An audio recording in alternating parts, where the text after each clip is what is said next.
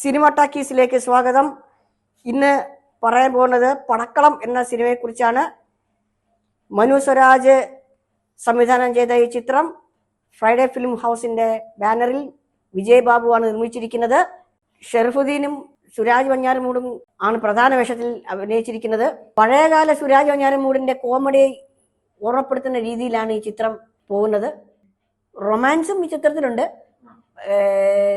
ആദ്യം റൊമാൻസ് തുടങ്ങിയിട്ട് കോമഡിയിലേക്കാണ് ചിത്രം പോകുന്നത്. ഫസ്റ്റ് ഹാഫ് കോമഡി അധികം ഇല്ലെങ്കിലും സെക്കൻഡ് ഹാഫിൽ കോമഡി തകർക്കുകയാണ്.